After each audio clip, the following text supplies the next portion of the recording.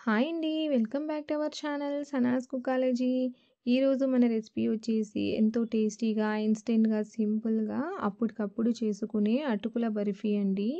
ఈ అటుకుల బర్ఫీ అనేది చాలా చాలా టేస్టీగా ఉంటుందండి. అలాగే చాలా సింపుల్‌గా ప్రిపేర్ చేసుకోవచ్చు.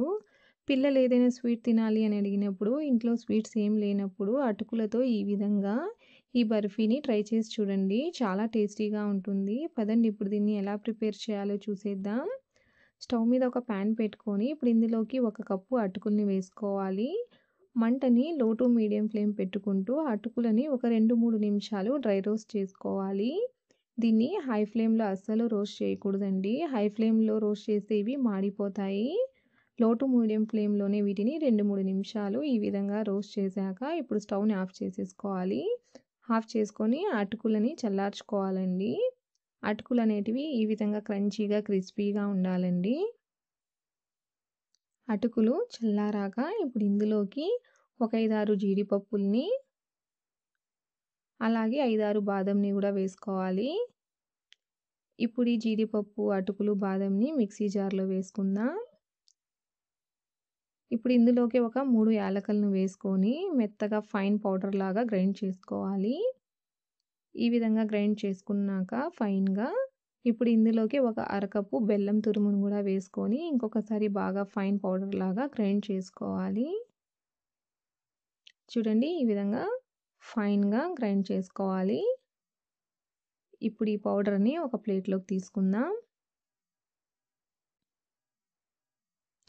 దీన్ని చాలా సాఫ్ట్‌గా, ఫైన్‌గా గ్రైండ్ చేసుకోవాలండి. బరకగా అస్సలు గ్రైండ్ చేయకండి.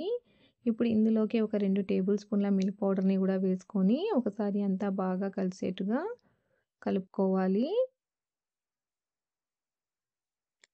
ఈ విధంగా బాగా కలుపుకున్నాక ఇప్పుడు ఇందులోకి కాంచి చల్లార్చిన పాలను వేసుకోవాలండి. పాలని ఎక్కువగా వేసేయకూడదండి. ఇందులోకి పాలనేటివి ఎక్కువగా పట్టవండి. ఒక 5, 6 టేబుల్ స్పూన్ల పాలైతే సరిపోతాయి ఒక కప్పు అటుకులకి. ఈ విధంగా పాలను వేసుకొని బాగా కలుపుకోవాలండి. మరీ ఎక్కువ గట్టిగా, మరీ ఎక్కువ లూజ్‌గా కలుపుకోకూడదండి. సెమీ సాఫ్ట్‌గా కలుపుకోవాలి. ఈ విధంగా ప్రెస్ చేసుకుంటూ కలుపుకోండి.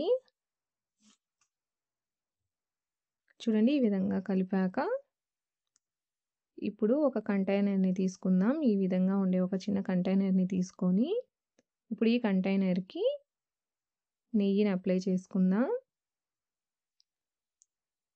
ఇప్పుడు మనం కలిపి పెట్టుకున్న ముద్దని దీంట్లో పెట్టుకొని ఈ విధంగా ఈవెన్‌గా స్ప్రెడ్ చేసుకోవాలి.